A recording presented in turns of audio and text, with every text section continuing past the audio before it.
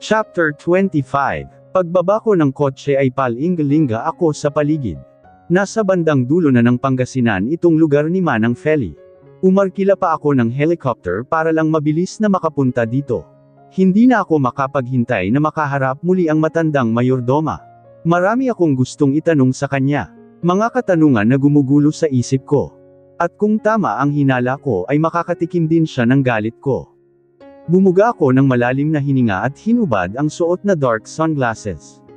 Umismid ako sa mga taong dumadaan na napapatingin sa akin. May kalabliban itong lugar ni Manang Feli. Tipikal na probinsya. Tumingin ako sa bahay na nasa harapan ko. Bungalow type yon na yari sa bato. Maraming halaman sa paligid at may gate na kawayan sa harapan. Ito ang bahay na nasa picture na binigay sa akin ni Francis. Nalukot ang mukha ko at pinaypay ko ang kamay sa tapat ilong nang may maamoy akong mabaho. Amoy coral ng baboy. Ayon kay Francis ay may maliit na babuyan si Manang Feli dito sa bakuran niya. Yun ang pinagkakakitaan niya. Humakbang ako palapit sa gate na kawayan at nakita kong bahagyang nakabukas yun kaya tinulak ko yun at pumasok. Napapitlag ako at napamura nang biglang magsulputan ang maraming aso at galit na tinahulan ako.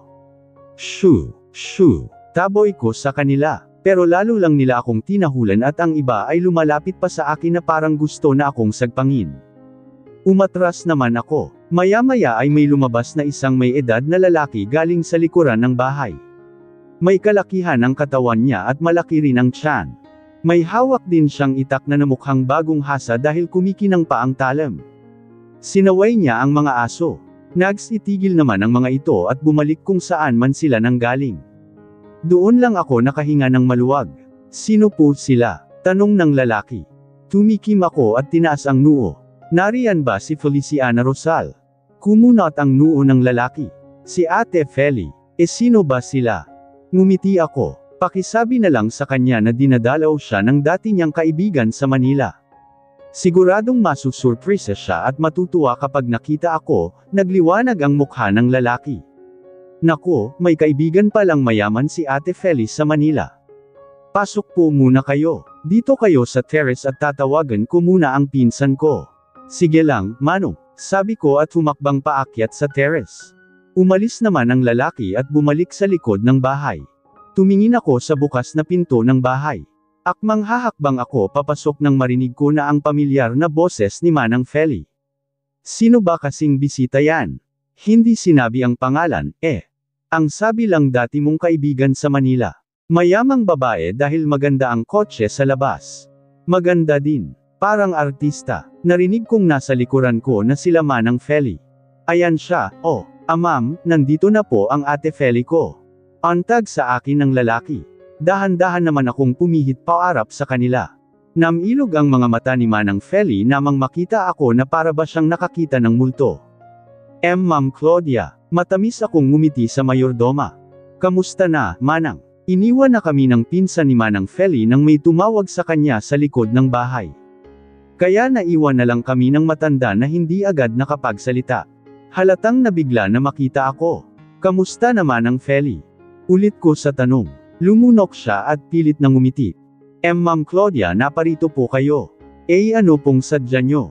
Ngumiti ako at lumapit sa kanya. Halata sa kanyang mukha na tensyonado siya na parang may tinatago at takot na malaman ko. Hindi nyo pa sinasagot ang tanong ko, Manang. Ang tanong ko ay kamusta na kayo? Maayos naman po ako, ma'am. Tumaas ang kilay ko. Nakikita ko nga, Manang. Anyway, pwede bang pumasok sa loob ng bahay nyo at makikiinom-ina rin ng tubig? Malayo-layo kasi ang naging biyahe ko ay napagod ako. Isa pa ay, mahaba-haba ang pag-uusapan natin. Lumunok siyang muli at minuwestra ang kamay sa bukas na pinto. Sige po ma'am, pasok po kayo sa bahay ko. Pasensya na po kayo at medyo abala lang po ako sa likod ng bahay, natatarantang wika ni Manang Feli at pumasok sa bahay niya. Niluwangan niya ang bukas ng pinto. Taas noong pumasok naman ako at nilaybot ang tingin sa loob ng bahay. Simple lang ang bahay ni Manang Feli pero malinis. Tiles ang sahig at may pinturang puti ang loob ng bahay. May kisame naman ang bubong. May sala set at may katamtamang laki ng flat screen TV na nakasabit sa dingding. Binuksan ni Manang Feli ang stand fan at tinapat sa akin. Umupo po muna kayo, ma'am. Ikukuha ko lang po kayo ng malamig na tubig. Gusto nyo po ba ng makakain? Hindi na, Manang. Tubig na lang. Sabi ko habang nililibot pa rin ang tingin sa loob ng bahay. Dama ko ang tingin ko sa mga pictures na nakasabit sa dingding. Mga pictures yon ni Niva noong nag-aaral pa siya in college. Wala siyang mga pictures noong bata pa. Pero isang picture ang umagaw ng atensyon ko. Lumapit ako doon at tinitigan yun. Medyo bata pa sa picture si Niva at tumiimbagang ako at tumingin kay Manang Feli na hindi pa umaalis sa kinatatayuan. Lumunok siya at biglang yumuko sabay talikod. Hinawakan ko ang picture frame at inalis yun sa pagkakasabit. Tinitigan ko yon ng maigi kasabay ng unti-unting pagkabog ng aking dibdib. Nakangiti si Niva sa picture at may kalusugan siya doon. Pero habang tinititigan ko ang picture ay unti-unti kong nakikita ang mukha ni Vina. Ang anak ni Ate Alicia. Wala lang siyang suot na salamin at walang brace. Malusog din ang kanyang pangangatawan. Pero hindi ako maaaring magkamali na si Vina nga ang nasa picture. Para akong binuhusan ng malamig na tubig. No, this is impossible. Hindi maaaring buhay pa si Vina. Hindi maaaring siya si Niva, pero bumalik sa isip ko ang huling away namin ni Niva sa comfort room ng mall. Ang matinding galit sa kanyang mga mata. Ang mga salitang lumabas sa kanyang labi na parang matagal na niya akong kilala at may matindi siyang galit sa akin. Yumigting ang pangako at halos maduraj ang picture frame sa kamay ko sa higpit ng hawak ko doon. Ma'am Claudia, heto na po ang tubig nyo. Matalim ang matang nilingan ko si Manang Feli. Lalo siyang namutla at napalunok pa nang makitang hawak ko ang picture ni Niva o mas tamang sabihing Vina. Ma'am, bakit po? Nauutol niyang tanong. Sino ang babaeng ito? Mariing tanong ko rin. Pamangkin ko po siya, ma'am. Sinungaling. Ma'am, singgulang ka, Manang. Ano po bang ibig niyong sabihin, Ma'am Claudia? Nagsisinungaling ka, Manang. Bakit hindi niyo sinabi sa akin na buhay pa si Vina? Buhay pa pala ang pamangkin ko. Tinuro ko ang picture. Si Vina to hindi ba? Namilog ang mata niya at muli siyang napalunok kasabay ng pagkahulog ng basong may tubig na hawak niya. Umiling-iling siya. Nagkakamali po kayo, ma'am. Hindi po si Vina yan. Pamangkin ko po yan. Niva po ang pangalan niya. Nauutol na sabi ni Manang Feli na hindi makatingin sa akin ng diretsyo. Lalong lumakas ang hinala ko na nagsisinungaling siya. Ngumisi ako at lumapit sa kanya. Oh really? Hindi na siya nakaimik at lalo pang namutla. Aminin niyo na ang totoo, Manang. Si Vina ang babaeng ito, hindi ba? Matagal niyo na siyang tinatago. Umiling-iling siya. Hindi po talaga, ma'am. Si Niva po yan, ma'am. Ang pamangkin ko. Matagal na pong patay si Vina, di po ba? Tumiimbagang ako at tumulim ang tingin sa matanda. Kung ganun, alam mo siguro ang mga kagagahang pinagagawa ng magaling mong pamangkin. Ano pong ibig niyong sabihin, ma'am? Ngumisi ako. Mukhang wala siyang alam. Ang magaling mong pamangkin ang Samira ng pamilya ko. Kabit siya ng asawa ko. Sumanghap si Manang Feli at namilog ang mata. Si Niva kabit ng asawa niyo. Kabit siya ng asawa ko. Sinira niya ang pamilya ko. Imposible po ang sinasabi niyo, ma'am. Hindi po magagawa yan ni Niva. Pues, nagawa na niya. At sobrang coincidence naman na pamangkin mo pa pala siya. Maliban na lang kung planado niyo ang lahat. Ngumisi ako. Ngayon, sabihin mo sa akin ang totoo, Manang Feli, kung ayaw niyong madamay din kayo sa galit ko. Si Niva ba ay si Vina? Hindi agad nakasagot si Manang Feli at napapalunok lang na nakatingin sa akin. Sumagot ka. Galit na bulyo ko na ikinapitlag niya at lalong ikinaputla. Hindi siya si Vina. Patay na si Vina. Pinatay mo siya. Natigilan ako sa galit ding bulyo ni Manang Feli. Nakarehistro na rin ang galit sa kanyang mukha. Paano niya nalaman na pinatay ko si Vina? Kung ganon ay tama nga ang hinala ko, tiimbagang at nanlilisik ang matang hinawakan ko ng dalawang kamay ang leeg ng matanda. Di umamin ka ring matanda ka. Si Niva nga ay si Vina. Mariing sambit ko at diniinan ang sakal sa leeg ng matanda. Uhok. Bibit iwan enyo ako ma'am si Claudia. Nahihirapang saad niya at hinawakan ang dalawang kamay ko. Pilit niya yung inaalis. Nahihirapan na siyang huminga at halos magkulay violet na ang kanyang mukha. Walang hiya kang matanda ka. Ano pang mga alam mo, ha? Tumalim ang tingin niya sa akin. Kriminal. Ay isa kang kriminal di demonyo. Daing niya nang lalo ko pang hinigpitan ang hawak sa kanyang leeg. May mga alam na siya tungkol sa mga ginawa ko noon kaya dapat lang na mamatay na siya at isusunod ko ang nivang yun. Nasagi ni Manang Feli ang isang figuran at nahulog yun sa sahig na naglikha ng malakas na ingay. Ate Feli, anong nangyari? Tumingin ako sa pinsan ni Manang Feli na pumasok mula sa kusina.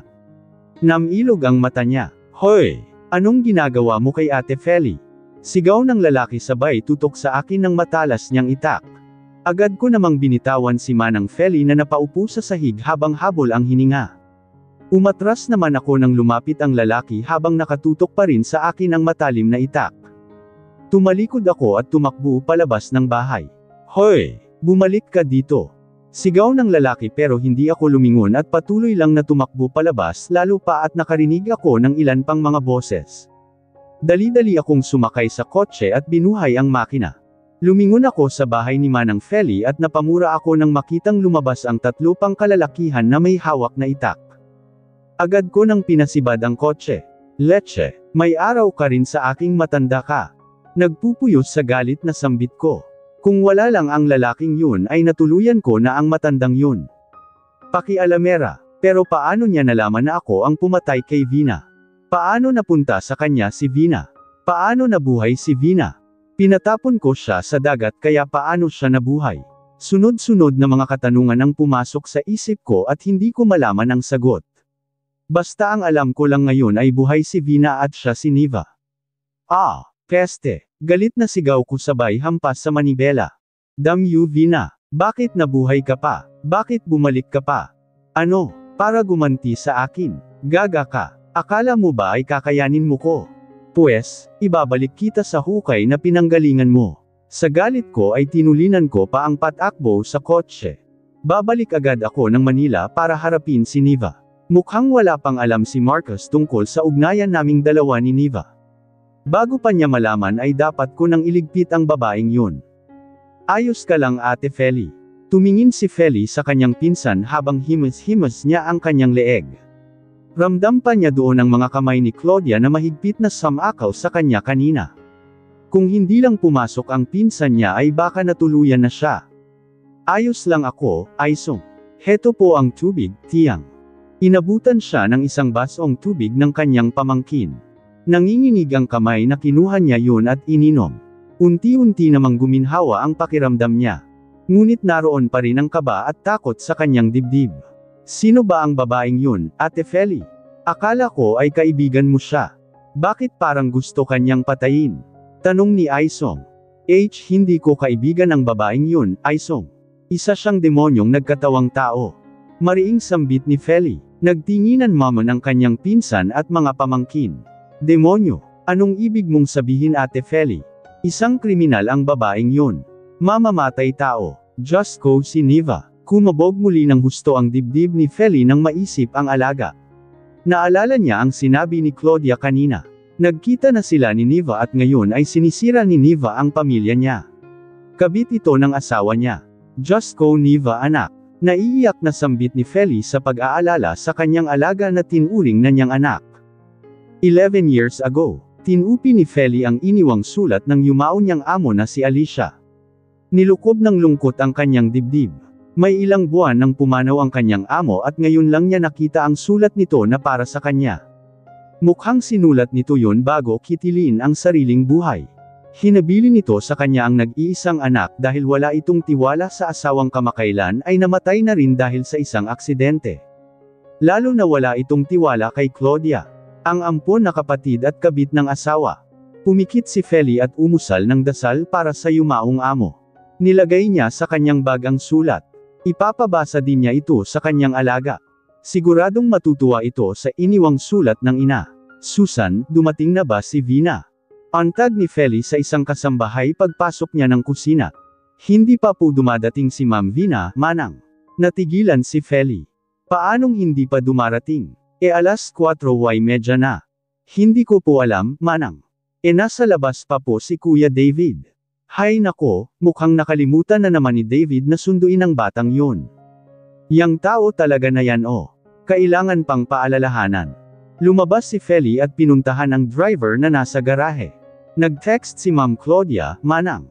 Siya na daw ang magsusundo kay Ma'am Vina. Ganun ba? Sambit ni Feli. Pero hindi niya maintindihan kung bakit may kaba siyang nararamdaman. Naalala niya ang sulat ng kanyang amo. Pinag-iingat nito sa kanya si Vina mula kay Claudia. Tumingin si Feli kay David na nakikipag-usap ngayon sa cellphone. Kausap nito ang asawa sa kabilang linya. Biglang gumuhit sa mukha nito ang pag-aalala. Manang, uuwi muna ako saglit. Sinugod daw ang bunso ko sa hospital dahil mataas ang lagnat. Column ni David. O sige, gamitin mo na yang sasakyan para mabilis ka. Pero bumalik ka agad kapag maayos na ang lagay ng anak mo. Oho, Manang. Dali-dali nang umalis si David dala ang sasakyan. Naiwan si Feli sa labas ng mansion at nasa isip pa rin ang alagang si Vina. Kinukutuban siya na si Claudia ang sumando dito ngayon. Madalas namang sunduin ni Claudia si Vina. Pero ngayon lang siya kinabahan ng ganito. Para hindi masyadong mag-alala ay bumalik si Feli sa loobing mansion. Nagtungo siya sa servant's quarter at kinuha ang wallet at cellphone. Nagpaalam siya sa mga kasambahay na may bibilhin lang saglit sa botika. Agad na pinara ni Feli ang tricycle na dumaan. Sumakay siya doon at sinabi sa driver ang eskwelahan ni Vina. Hindi pa nakakarating ang tricycle na lulan ni Feli sa harapan ng school ay nakasalubong niya ang isang puting sasakyan na lulan si Claudia at ni Vina. Nagtataka siya kung bakit ibang sasakyan ang dala ni Claudia. Lumang modelo ang sasakyan yun at bakbak pa ang pintura. Wala rin itong plaka. Ato, pakisundan nga ang sasakyang puti na yon. Dodoblihin ko ang bayad. Antag ni Feli sa tricycle driver. Sumunod naman ito. Nakarating ang sasakyan na lulan ni Claudia at Vina sa isang amusement park. Pumasok ang dalawa sa loob. Tahimik namang sumunod si Feli at pinagmasdan lang sa malayo ang dalawa. Hindi maintindihan ni Feli kung bakit hindi niya magawang lapitan ang dalawa. Para bang may nag-uutos sa kanya na bantayan mula sa malayo ang alaga. Wala namang kakaiba sa kinikilos ni Claudia. Lagi naman nitong pinapasyal si Vina. Simula nang mamatay si Sir Hernan ay naging malapit si Claudia kay Vina. Hindi lang niya nagugustuhan ay dinadala niya ito sa mga gimikan sa gabi. Nag-aalala siya sa alaga dahil baka matuto itong bumisyo dahil kay Claudia. Hindi naman niya magawang sitihin si Claudia dahil iba ang ugali nito. Matapang, bastos at walang modo. Nagtagal ng 2 oras sa amusement park si Claudia at Vina. Madilim na nang lumabas sila. Sumunod naman silang pumunta sa isang mall. Sumunod pa rin hanggang doon si Feli. Mukhang wala naman kakaibang gagawin si Claudia sa alaga niya pero hindi pa rin mawala ang kaba sa kanyang dibdib. Kaya hindi pa rin siya nagpakakampant. Mag-alas 10 na ng gabi nang lumabas si Claudia at Vina sa mall. Marami ang mga itong pinamili. Nakangisi si Claudia at nakangiti naman si Vina na tila ba masaya sila sa pag-show shopping. Sumakay sila ng sasakyan at umalis na. Agad namang naghanap ng taxi si Feli. Nang makakita ay agad niya yung pinara at sumakay. Pinasundan niya sa driver ang sasakyan na malayo na ang distansya sa kanila. Umabot ng 1 oras ang pagsunod ni Feli sa sasakyan na lulan ni Claudia at Vina. Nagtataka pa siya dahil palabas na ang mga ito sa Manila. Panay na ang tanong sa kanya ng taxi driver pero pinanggakuan na lang niya ito ng babayaran ng tama. Nakarating na sila ng Cavite at nakasunod pa rin si Feli. Pero nakalayo na ng husto sa kanya ang sasakyan ng dalawa habang ang taksing lulan niya ay naipit pa sa traffic. Iba na ang pakiramdam ni Feli. Nagtataka siya kung bakit nakarating na ang mga ito sa Cavite. Dinukot ni Manang Feli ang kanyang cellphone at tinawagan na ang alaga. Pero hindi ito sumasagot. Nakailang tawag pa siya ay ganun pa rin kaya lalong kumabog sa kaba ang kanyang dibdib. Umusad na ang traffic at bahagya nang lumuwag ang kalsada. Bilasan mo ato at baka hindi na natin makita ang sasakyan. Utos ni Feli sa driver. Ngunit hindi na nga nila nakita ang sasakyan at tila ba ito bigla na lang nawala. Muling tinawagan ni Feli ang alaga pero hindi pa rin ito sumasagot. Sunod naman niyang tinawagan si Claudia. Pero hindi rin ito sumasagot. Hindi nilisan ni Feli ang lugar kahit mag-isa na lang siya hanggat hindi niya nakikita ang sasakyan na lula ni Claudia at Vina. Nagpababa na lang siya sa taxi driver sa isang gasolinahan. Maghihintay siya doon at magbabaka sakaling bumalik ang puting sasakyan. Iba na ang kabang nararamdaman niya. Sobra na siyang nag-aalala sa kanyang alaga. Hindi nito ugali ang hindi sumagot sa kanyang tawag. Makalipas lang ang isang oras ay nakita niyang muli ang sasakyan na pabalik. Tarantang naghanap siya ng masasakyan at swerteng may dumaang tricycle. Agad niya yung pinara at pinasundan ang sasakyan. Sa isang liblib na lugar sa may tabing dagat nakarating ang puting sasakyan. Madilim ang paligid lalo na ang tabing dagat. Halatang hindi puntahan ng mga tao ang lugar. Ang ilaw sa poste na nasa tabing kalsada ay halos hindi abot ng liwanag ang dagat. Mula sa malayo ay nakatanaw si Feli, malakas ang kutob niya na may iba nang nangyayari at kahit ninenervyos ay gusto niya yung alamin. Lalo pa at sobra na siyang nag-aalala sa kanyang alaga. Nakita ni Feli na bumaba ng sasakyan si Claudia. Siya lang mag-isa at hindi kasama si Vina. Umikot siya sa kabilang pinto ng sasakyan at binuksan yun. Namilog ang mata niya at napasinghap siya nang may bumagsak sa buhanginan. Diyos ko, si Vina. Mahinang bulalas ni Feli nang mapagtantong si Vina ang bumagsak sa buhanginan dahil na rin sa unipormeng suot nito.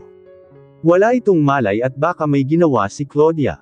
Nanlamig ang buong katawan ni Feli sa karumal-dumal na pumasok sa kanyang isip sa posibleng ginawa ni Claudia kay Vina lalo pa at nakita niya itong may hawak na baril. Mabilis siyang nagkubli sa malaking bato ng laming-linga sa paligid si Claudia na parang sinisiguro na walang ibang tao. Tinop-top niya ang bibig habang impit na umiiyak sa pag-aalala para sa alaga. Muling sumilip sa malaking bato si Feli at nakita niyang hinihila na ni Claudia sa dalawang kamay si Vina patungo sa dagat na. Vina, alaga ko. Tanging nasambit na lang ni Feli habang pinapanood ang alaga na hinihila ni Claudia patungo sa dagat. Gusto niyang lumapit pero natatakot siya kay Claudia. Hinayla ni Claudia hanggang sa tubig ang walang malay na katawan ni Vina. Nang umabot na ang tubig sa dibdib niya ay saka siya umahan at nagmamadaling bumalik sa sasakyan. Muling nagkubli si Feli para hindi siya makita ni Claudia. Hinintay niya munang makalayo ang sasakyan bago siya lumabas sa kinukublian at dali-dali niyang nilapitan ang alaga bago pa ito tanggean sa malayo ng mga alon. Mula sa monitor ng laptop ay napatingin ako sa cellphone kung nag-vibrate.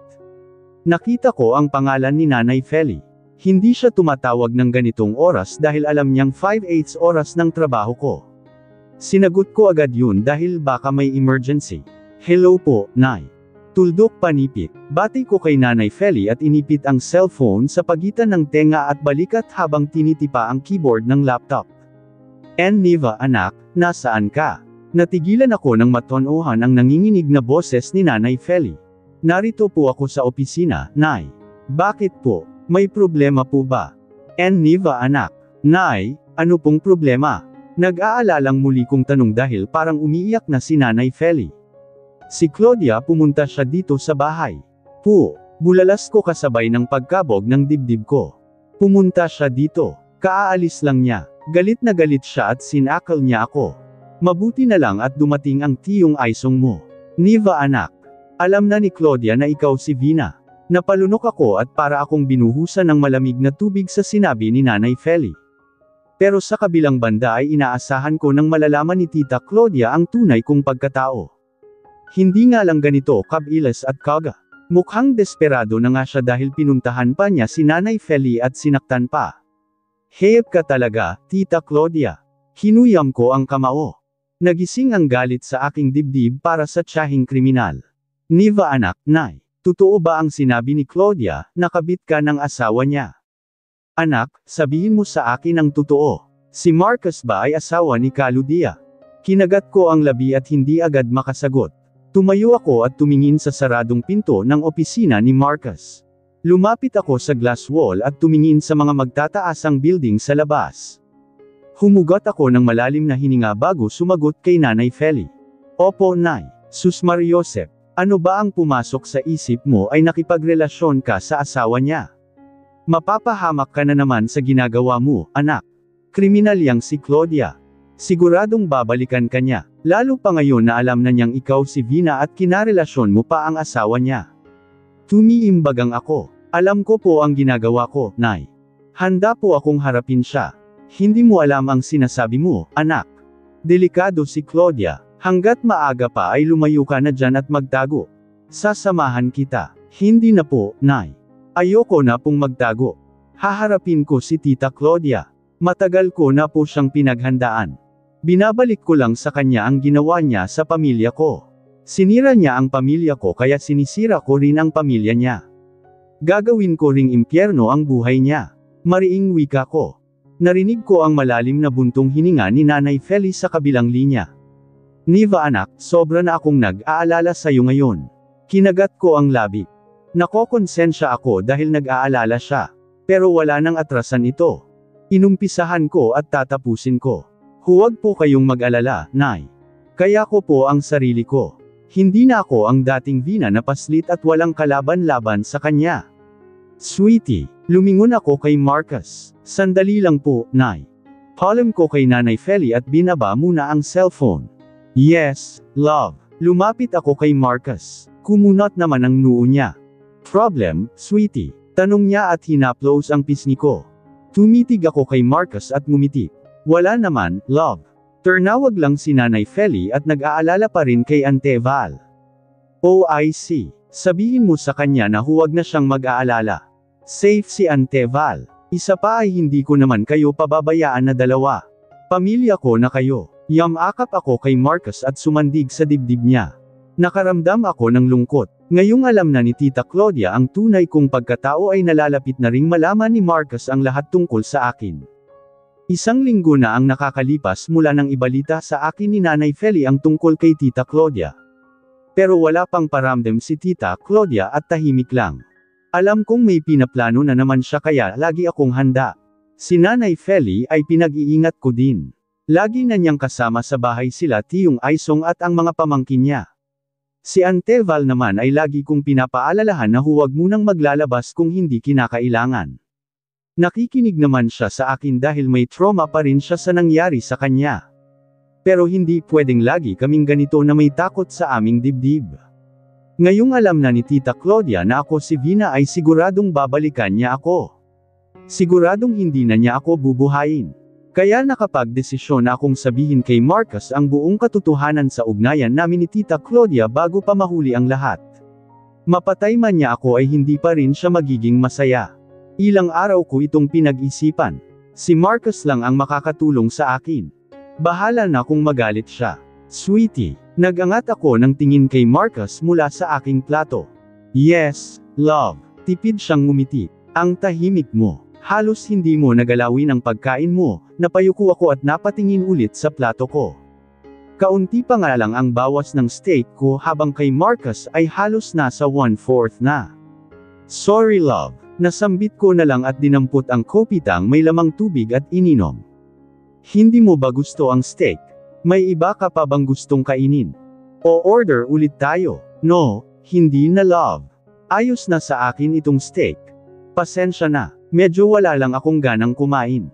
Narinig ko namang bamantong hininga si Marcus. May problema ba, Niva? Ilang araw ko nang napapansin na ganyan ka. Tahimik at walang ganang kumain. Sa tuwing tatanungin kita ang lagi mong sagot ay ayos ka lang. Pinag-aalala mo na ako, sweetheart. At hindi ko nagusto ang ganitong pakiramdam. Natigilan ako at tumingin kay Marcus. Mukhang hindi na nga siya natutuwa dahil seryoso na ang kanyang mukha at salubong ang kanyang kilay. Kinagat ko ang labi at bamantong hininga kasabay ng pagkabog ng dibdib ko sa kaba. Love, ang totoo niya na putol ang sasabihin ko nang mag-vibrate ang cellphone niya. Nakita kong tumatawag si Tito Damian. Sinagot niya yun. Hello Papa. Mataman lang akong nakatingin kay Marcus habang kausap ang kanyang ama. Iniisip ko kung saan ako magsisimula sa pagkwento sa kanya. Kumunot ang noo ni Marcus at tumingin sa akin. All right Papa. Pauwi na ako. Binaba na ni Marcus ang cellphone at pinatay. May problema ba, love? Tanong ko. I don't know, sweetie. Ayaw sabihin ni Papa sa phone. Sasabihin na lang daw niya sa mansion. Ganun ba? Yeah, kung wala kang ganang kumain mag-take out na lang tayo. Ipag-take out na rin natin si Ante Val. Umiling-ilang ako. Hindi na, love. Siguradong nakaluto na si Anteval sa kondo. Umuwi na lang tayo dahil mukhang importante ang sasabihin ng papa mo sa'yo. I'm sorry sweetie. Next time sa ibang resto na kita dadalhin. Ngumiti ako sa kanya at inabot ang kanyang pisngi. Masarap ang pagkain dito, love. Favorite resto natin ito. Ako ang dapat mag-sorry. Ang totoo niyan, may problema talaga ako at gusto ko yung sabihin sa'yo. Pero bukas ko na lang sasabihin. Sabi ko, hinawakan ni Marcus ang kamay ko at dinala sa labi. We'll talk about that tomorrow, sweetie. Lumabas na kami ni Marcus sa resto nang halos hindi ko nakain ang pagkain ko. Sa sobra kong pag-iisip ay halos hindi na ako makakain. Kaya naman bukas na bukas ay sasabihin ko na kay Marcus ang lahat para mabawasan ang maraming iniisip ko. Sa entrada na lang ng condominium ako nagpababa kay Marcus. Matapos ang mixing paalaman ay agad din siyang umalis. Mukhang importante ang sasabihin ng ama niya. Binati ako ng mga gwardiya pagpasok ko. Naramdaman kong nag-vibrate ang cellphone ko sa loob ng bag. Dinukot ko yun at nakita kong tumatawag si Anteval. Hello auntie, Niva anak, pauwi ka na ba? Opo, nandito na po ako sa baba. Naku Niva anak, baka pwedeng makisuyo. Kumunot ang noo ko. Ano po yun, auntie? Kasi, nag-e-paum ako ngayon. Pero wala kang stock ng gamot sa IBM. Baka pwedeng pabili ako saglit sa botika, anak. Hindi ko na kasi kakayaning bumaba at baka sa elevator pa lang magkalat na ako. Nakakahiya. Sige po, ako na ang bibili. O sige anak, pupunta muna ako ng banyo at naeerna na naman ako. Natawa na lang ako nang patayin na ni Anteval ang cellphone niya. Nai-imagine ko tuloy na tumatakbo siya papunta sa banyo. Ano naman kaya ang nakain niya at bigla siyang nag-ibom. Biglang pernasok sa isip ko ang manggang hilaw na dala ni Marga noong isang araw nang dumalaw. Malamang ay nilantakan yun ni Anteval. Mahilig kasi siya sa manggang hilaw na akala mo ay naglilihi. Pumihit na ako palabas. May botika naman sa malapit kaya lalakarin ko na lang. Saan po ang punta, ma'am? Mukhang may nakalimutan kayo, Tanong sa akin ng isang gwardiya na kakwentuhan ko minsan. Bibili lang ng gamot sa botika, kuya. Yung tiyuhin ko kasi biglang nag-ibom. Wala pala akong stock na gamot kaya ibibili ko muna. Sige ma'am, ingat po kayo. Anang gwardiya na sumaludo pa sa akin. Salamat, kuya. Naglakad na ako sa sidewalk at tumawid sa pedestrian. Nasa kabilang kalsada ang malapit na botika. Walking distance lang naman ito kaya di na kailangan mag-commute. Yun nga lang ay wala na akong halos kasabayan maglakad sa tabing kalsada dahil pasado 10:00 na ng gabi. Maliwanag naman ang kalsada dahil maraming posteing ilaw. Pumasok na ako sa botika na 24 oras na bukas. Diretso akong lumapit sa counter at bumili ng gamot para sa IBM ini Anteval. Paglabas ng botika ay nilagay ko na sa bag ang gamot at naglakad na ako. Ngunit natigilan ako ng may humantong itim na sasakyan sa gilid ko. Bumukas ang pinto nun at lumabas ang isang lalaki na may ngisi sa labi habang nakatingin sa akin. Kinutuban ako kaya napaatras ako. Oops! Saan ka pupunta miss? Napapitlag ako at napasinghap nang may magsalita sa aking likuran. May isang lalaki din doon na may ngisi din sa labi. Bumukas pa ang pinto sa backseat at bumaba si Tita Claudia. Kamusta, Niva or should I say Vina? My dear pamangkin. Sarkastikong wika ni Tita Claudia na may demonyong ngisi sa labi. Napalunok ako kasabay ng pagkabog ng dibdib ko. Hinuyam ko ang kamao at laming-linga sa paligid. May manggilan-ngilang taong naglalakad pero nasa malayo sila at nasa kabilang kalsada pa. Kahit magsisigaw ako para humingi ng tulong ay walang kasiguraduhan na may tutulong sa akin. Bigka kong naalala ang mouse gun na kabibili ko lang. Nasa loob yun ng bag ko. Yun ang lagi kong dinadala kesa sa handgun dahil mas convenient. At mukhang magagamit ko yun ngayon. Kailangan ko lang maging alerto at hindi mataranta. Sok. Hanggang ngayon ay hindi pa rin ako makapaniwala na buhay ka pa. May sapusa ka pala, pamangkin. Buong akala ko ay naging pataba ka na ng mga isda sa dagat. Kaya pala noong una kitang nakita sa opisina ni Marcus ay may iba akong pakiramdam sa'yo. Dapat pa ka tinatad kita ng bala noon hanggang sa magkabutas-butas ang katawan mo. Pero ngayon ay hindi ka nasuswertehin. Tumiimbagang ako at kinuyam pa ng mariin ang kamao. Demonyo ka. Hindi. Mas masahol ka pa pala sa demonyo, Claudia. Asek ko. Oo. Talagang demonyo ako. At matitikman mo ulit kung gaano ako kademonyo. Sige. Kunin yan. Utos ni Tita Claudia sa dalawang lalaki. Agad naman akong hinawakan sa braso ng isang lalaki na nasa likuran ko. Ang isa naman ay lumapit pero bago pa niya ako mahawakan ay sinipa ko na siya sa pagitan ng mga hita niya na ikinadaing niya. Binalingan ko naman ang lalaking may hawak sa braso ko at kinagat ang kamay niya. Napadaing din siya at binitawan ako.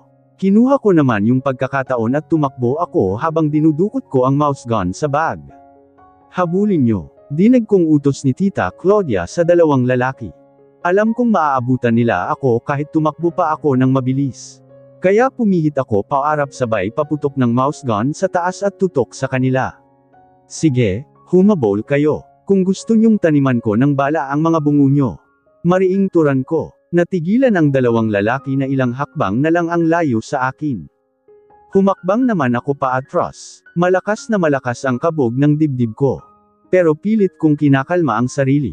Hindi ako pwedeng magpatangay sa kaba at takot dahil siguradong matatenggay nila ako. At kapag nangyari yun ay tiyak na hindi ko na masisilayan ang sikat ng araw bukas. Talagang matapang ka na ngayon, ha? At ano sa tingin mo, masisindak mo ako dyan sa maliit mong baril? Ha? Nagpapatawa ka, Vina, nang uuyam na wika ni Tita Claudia. Kaya sa kanya ko naman tinutok ang mouse gun. May ngisi pa rin sa kanyang labi. Ano pang tinatayo niyong dalawa dyan? Kunin niyo na siya. Madam, may hawak siyang baril. Kahit maliit lang yan nakamamatay pa rin.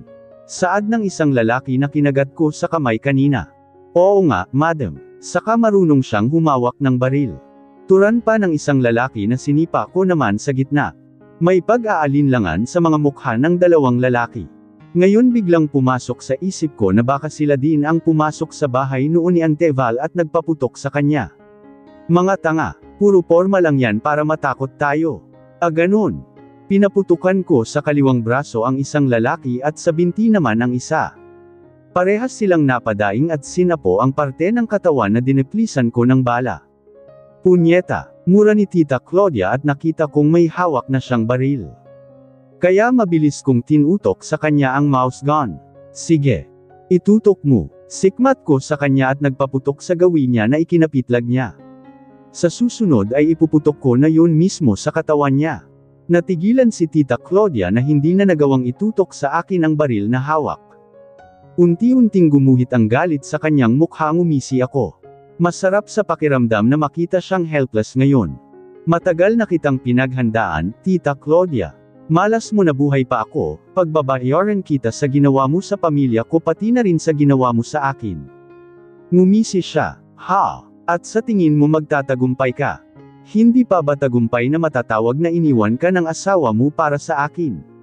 Nawala na sa'yo ang pamilya mo. Ang lalaking pinakamamahal mo ay sinusuka ka. Ha? Nakangisi at nang uuyan na turan ko. Nabura naman ang ngisi niya sa labi at tumigas ang kanyang panga. Nanlilisik na rin sa galit ang kanyang mga matang nakatingin sa akin. Ano ang pakiramdam ng maagawan ng asawa, Tita Claudia? Masakit ba? Kasing sakit ba nang naramdaman noon ni Mommy nung agawin mo si Daddy sa kanya? Deserve na deserve mo ang sakit na yan. Kulang pa nga. Nakangising dagdag ko pa. Damn you, sigaw niya at tinaas ang baril na hawak. Ngunit bago pa niya yun may tutok sa akin ay pinaputok ko na ang mouse gun na hawak. Tinamaan siya sa braso at nabitawan niya ang baril na hawak. Napadaing siya at hinawakan ang brasong may tama. Tumiimbagang ako at pigil ang sariling iputok pa ulit ang baril kay Tita Claudia. Sukdulan hanggang langit ang galit ko sa kanya. Gusto kong pagbayaran niya ang lahat ng kasalanang ginawa niya sa pamilya ko at sa akin. At hindi niya mababayaran ang kasalanang yun kung mamamatay siya agad. Natigilan ako ng makarinig ng wangwang. Tangina, may mga pulis sibat na tayo. Anang isang lalaki na binaril ko sa binti at iika-ikang bumalik sa sasakyan. Ganon doon ang isa pang lalaki na tinulungan pa si Tita Claudia na duguan na ngayong ang braso. Hindi pa tayo tapos, Vina. Babalikan kita at magdasal-dasal ka na dahil sa susunod ay hindi na talaga kita bubuhayin. Banta ni Tita Claudia. Ikaw ang magdasal Claudia dahil isisiwalat ko kay Marcos ang buong pagkatao mo aalinggaso na sa buong Pilipinas ang baho mo banta ko rin. Leche ka. Galit na sambit niya. Madam, tayo na andyan na ang mga pulis. Babalikan kita at papatayin kita. Sigaw pang muli ni Tita Claudia bago sumakay sa sasakyan. Hindi ko binaba ang baril hanggat hindi sila nakakalayo. Maya-maya ay nakalapit na ang dalawang police mobile sa akin. Agad na nagsibabaan ang mga pulis at lumapit sa akin.